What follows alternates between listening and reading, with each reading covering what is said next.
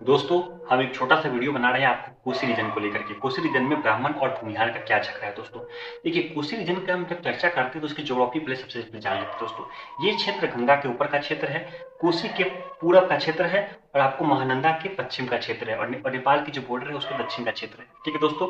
अगर हम कोसी रीजन की बात करें दोस्तों, तो इस क्षेत्र में दोस्तों ब्राह्मण भूमिहार में काफी झगड़ा है दोस्तों। ब्राह्मण को पॉपुलेशन का घाटा होता है, उसके पीछे मुख्य कारण क्या है कि उनकी पॉपुलेशन कई जगह दोस्तों बिहार में अडप हो चुकी है दोस्तों। इस कारण से उनकी पॉपुलेशन डिक्लाइन कर जाती है दोस्तों। बिहार के हर एक क्षेत्र में प्रॉब्लम है जहाँ पे भूमिहार और ब्राह्मण की आबादी है दोस्तों। प्रॉब्लम क्यों आती है दोस्तों? ब्राह्मण आइडेंटिटी यूज हुआ करता था, तो उस दौर में बहुत सारे ब्राह्मण लोग भूमिहार में अडप हो जाया करते थे। लेकिन जैसे ही ब्राह्मण आइडेंटिटी को छोड़ दिया गया, भूमिहार आइडेंटिटी राइज कर दी गई, तो वो लोग आपको भूमिहार में ब्राह्मण में एडप हुए थे ब्राह्मण लोग, वापस आपको ब्राह्मण में चले गए। इसी कारण से दोस्तों भूमिहार की आबादी घट जाती है, ब्राह्मण की आबादी बढ़ जाती है दोस्तों। आपको पता है दोस्तों, लोग कहते हैं क्या कि ब्राह्मण भूमिहार में आपको भूमिहार ब्राह्मण बोलिए। भूमिहार ब्राह्मण बोलने से दिक्कत क्या है कि आप ब्राह्मण की तरफ इंक्लाइन होइएगा, और ब्राह्मण की तरफ इंक्लाइन होइएगा तो आपको ब्राह्मण, आपकी पॉपुलेशन डिक्लाइन करेगी, ब्राह्मण की पॉपुलेशन राइज करेगी। ठीक है दोस्तों। लेकिन बाबर आइडेंटिटी बोलने से क्या है कि आपकी आबादी बढ़ जाएगी। ठीक है दोस्तों। भूमिहार बोलने से क्या है कि आपकी आबादी कम हो जाएगी, मतलब मिडिल में रहेगी। लेकिन भूमिहार ब्राह्मण बोलने से प्रॉब्लम क्या है कि आपकी आबादी बहुत घट जाएगी। ये बात आप जान लीजिए दोस्तों। इस क्षेत्र के बारे में कुछ हम जान लेते हैं दोस्तों। जब गयासुद्दीन तुगलक जब बंगाल जीतता है दोस्तों, तो बिहार के रास्ते से जीतता है, तो बिहार के अपर पार्ट से नहीं जाता है दोस्तों, बिहार के लोअर पार्ट से जाता है। लोअर पार्ट का मतलब है आपको पटना, बक्सर आता है, बक्सर से पटना जाता है, पटना से नालंदा में तबाही मचाता है, गया में तबाही मचाता है, उसके बाद वो जाता है विक्रमशिला में तबाही मचाता है, उसके बाद वो गौर जाता है जो कि मालदा के पास है दोस्तों। ये क्षेत्र आपको मालदा से चिपका हुआ क्षेत्र है दोस्तों। ठीक है दोस्तों। तो वहां जाता है, वहां पे कैप्टन होता है सेन अंपायर का, उसको तोड़ देता है, उस पर कब्जा कर लेता है। ठीक है दोस्तों।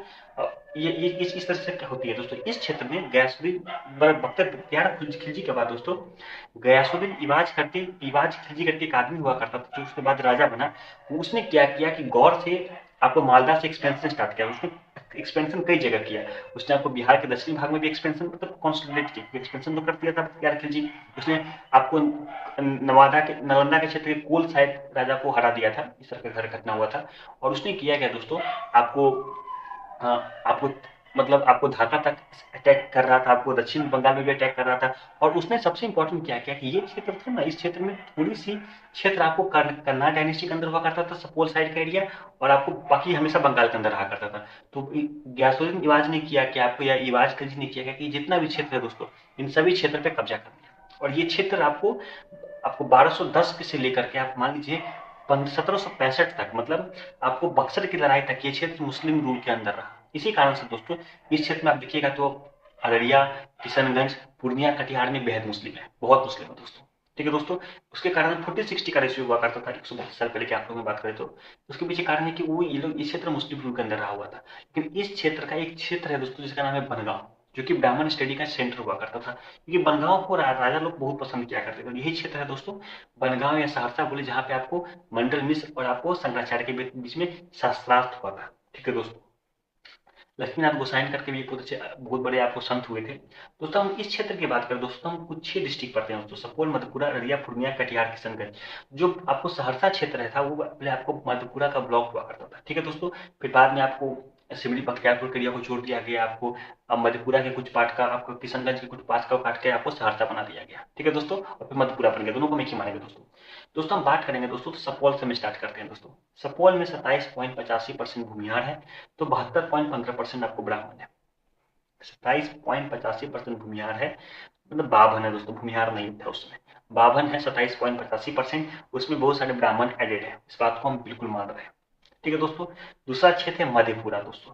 मधेपुरा में 21.78% बावन है, तो 78.22% आपको ब्राह्मण है। हम बिल्कुल मान रहे हैं कि इस 21.78 पॉपुलेशन में बहुत सारे लोग ब्राह्मण लोग एडेड है, इस बात को मैं बिल्कुल मान रहा हूँ। अररिया में दोस्तों 13.32% लोग भूमिहार है या बावन है, तो 86.68% लोग ब्राह्मण है।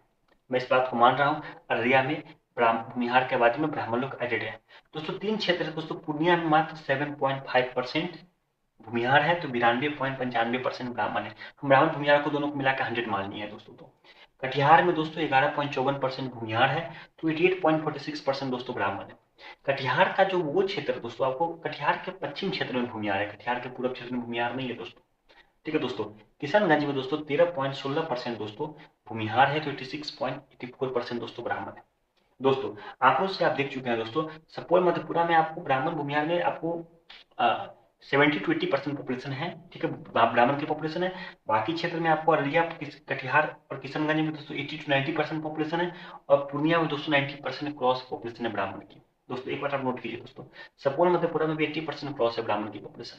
ठीक है, दिक्कत क्या है दोस्तों, ब्राह्मण लोग भूमिहार में या बावन में अटैक हो चुके हैं दोस्तों। ठीक है दोस्तों, इन क्षेत्र की बात करें तो इस क्षेत्र में दोस्तों आपको, जिसको ईस्टर्न मिथिला कहते हैं दोस्तों, इस क्षेत्र में कितने भूमिहार है और कितने ब्राह्मण है दोस्तों, 18.58% भूमिहार है, तो 81.42% ब्राह्मण है, मतलब 18.60% भूमिहार है, तो आपको 81.40% आपको ब्राह्मण है।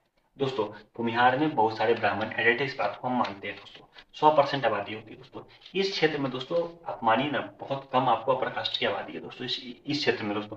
और इस क्षेत्र में अपर कास्ट में सबसे ज्यादा आबादी आपको ब्राह्मण की है, फिर राजपूत की है, फिर आपको कायस्थ की है, फिर भूमिहार की है। भूमिहार की आबादी इस क्षेत्र में कम है दोस्तों कायस्थ से, अगर आप ब्राह्मण फैक्टर को माइनस कर देते हैं तो।